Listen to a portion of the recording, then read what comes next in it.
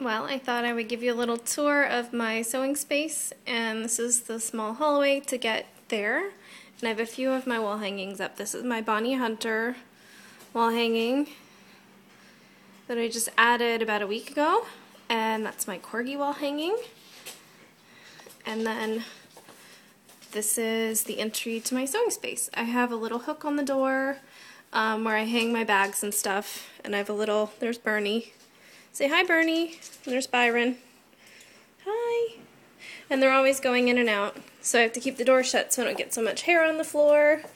So this is it. My main table is against that wall. I want to eventually get a regular sewing table at some point because I'm not fond of the extension table when I'm quilting large things that hang off the sides because it catches on the edges and it messes me up. So that's my main sewing table area, and then over here I've got my television and my Basil photos. And here I just moved this is my Singer 201 Betty, and I've created a little space where I can do my string blocks. So I have a whole basket full of strings that I can just pick from and then just start sewing whenever I feel like it. So it's already set up for me. That's primarily what I'm going to be using this machine for now, whenever I don't feel like sewing something else. And there's my little stack of what I've done so far. And this is my rolly cart, which is kind of a catch-all for different things. I've got a test quilt sample in there that I use to test out my free motion tension before I start stuff, and a little sketch pad. Underneath, just some storage. I found these cute rugs at Joann's for $2.50. Hi, buddy. And it keeps my foot pedal from moving around so much on the laminate floor, which is really nice. Over here, it's kind of cluttered, but you can see my thread along that wall. And I use a clothes, I don't know, hanger thingy? I don't know what you would call it, really. But I've been using it to kind of hold long strips and things when I want to do photography. This is the start of my Moda Bake Shop project. And then back here, I have a quilt rack, which is covered in quilt tops, and an actual quilt is underneath all of that. So these are all the tops I'm going to take to get longer quilted, and then you can kind of see my crazy quilt stacks back there. Behind all of this, I have a little whiteboard and a cork board where I can write down things that I'm working on and kind of keep it organized. More stuff. I've got batting rolls and more batting in another room that I'm going to be using up in a few weeks. My thread racks, I kind of have it organized right now with the good thread on the left and the crappy thread that I'm kind of using up just for thread basting on the right. And it seems to be working out good so far. My ironing board never stays there. It moves all over the place.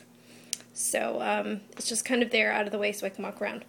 That is my scrap bin for scraps that I want to cut up on my AccuQuilt after I've cut into them. So either I'm going to cut them into strips and put them away, or cut them on my AccuQuilt. And I just added this also about a week ago, and it's got lots of stuff in here that I need to cut up. So my dresser was my husband's dresser, but he didn't want to use it as a dresser, so I decided to fill it with all of my craft stuff. So there's a lot of quilting stuff in there. I've got my AccuQuilt dies. There's yarn for knitting that I don't knit anymore. Hi, baby. What you doing? And it's a good little dresser. It holds a lot of stuff. I have to go through it every so often and kind of clean it out, but it works well. On top of this, these are the porcelain mixing bowls, or the glass mixing bowls that I got, and they just hold all kinds of scraps. So these are scraps that will eventually go into my string blocks, but I can only hold a basket at a time over at my little sewing station. So for now, these stay up here. When I'm done doing my AccuQuilt stuff, I throw them in there, and that's my Moda Bake Shop project that I'm working on. And then you can see some doggy pictures back there. These are my scrap bins for other odds and ends. I color coordinate, and I'm hoping eventually these will be filled with pre-cut strips and squares and all kinds of stuff. Right now they're all kind of just jumbles. They're not cut to any particular size yet, but I'm hoping I can remedy that as time goes on. So for now, it's a nice little setup that I have for my scraps. I can color code everything. Obviously, I have a lot of blue. And I got these from IKEA. These are recycling bins, and they worked out really well. So over here, I do have some pre-cut strips already. These are my 1.5 inch strips, and I've also got some 4 patches started. So those work out well. And I've got a few fabric bowls. This one holds my binding clips. And the other one I'm not really using for anything yet. Those are my strings that I use for my fabric bowls that I keep. I just throw them up there as I'm evening out yardage when I'm cutting out strips, so I can just toss them into that base.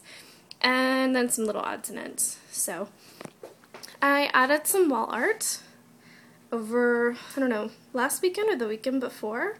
This is just some, I had some canvases that I found on sale and I planned to do this with, and I finally just sat down and did it. So it's just stretched fabric over it, and then I stapled fabric to the back. So it turned out really nicely. And then that's something one of my friends gave me that goes to the corgi meetups. Little corgi. Alright, and then here's my original storage bin that I've kind of grown out of. And I'm not really sure what I'm going to do with it. It kind of holds, I've got, on the bottom is patterns and books. Here I've got binding. These are more patterns. And then just some more odds and ends and my staple gun and gloves and all kinds of stuff. More patterns and templates. All kinds of stuff in here. And then up here I have needles and more pens, so I have more storage than I need to have probably. New magazine that I got. And my coffee filters that I use for stabilizer, and I got these cute little bins that I'm using to kind of hold projects, and they're working out really well, so I like them a lot. Over here I've got one underneath my string basket, and these are holding my I Spy quilt blocks that I haven't talked about yet, but I am working on an I Spy quilt. It's kind of a leaders and enders project, so it's slow going, but I'm making progress. This is my fabric closet. So, here, let me open up the doors and I can back up. I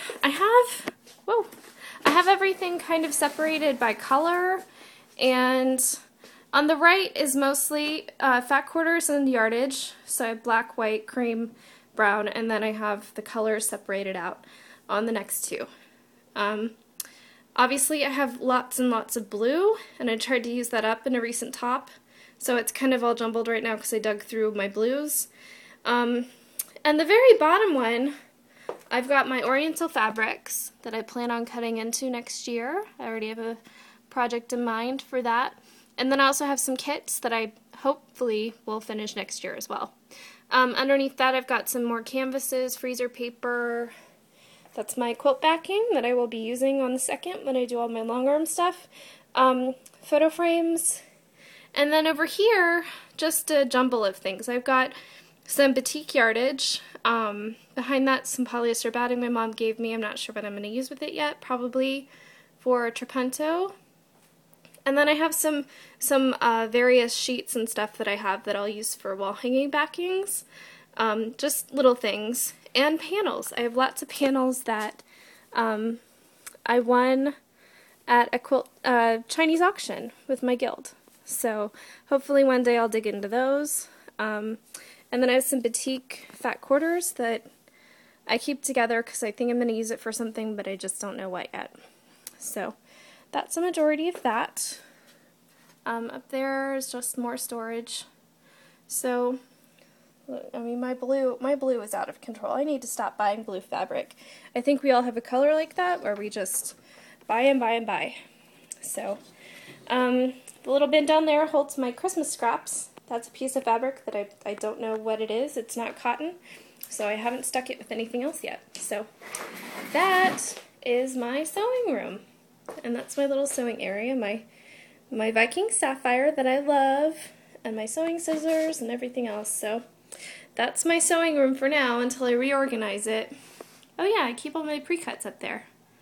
So, because I don't have that many yet. So those are the ones waiting to be loved. And one day I'll love them. My books, magazines, I have some quilting paper and freezer paper. That's my cable box because I have to watch TV. That vase I got in Isla Roatan in Honduras, and the painting as well, so I just keep it in here because I love it so much. And down here, more scraps. So, that bottom bin holds just flannels, the blue bin. The black and white has a mystery quilt project in it that I haven't done. That bin right there has strings and all kinds of stuff in it. And then these are my blocks. I have them separated out, and I also have 2.5 inch strips. All kinds of stuff in here. So this is the bin that's gotten really full. You can see I've got 4.5 inch squares, 5 inch squares, 2 inch squares. I've got triangles. A lot of this is from my AccuQuilt that I've cut out, and those are blocks that I've gotten from swaps or I created and didn't do anything with. These are my I Spy pieces. Some of them have the triangles on, some don't yet. More blocks and my labels for mail. That's my tumbling blocks quilt that one day I'll be able to work on. And behind that I've also got some string blocks that I need to work on. So that's my binding fabric for my tumbling blocks. This one's the really full one. It's my 2.5 inch strips. So, and then the bottom one are my Moda Origins pinwheels that I haven't put into a top yet. So, I think that's about it. So, thank you for being with me on this tour.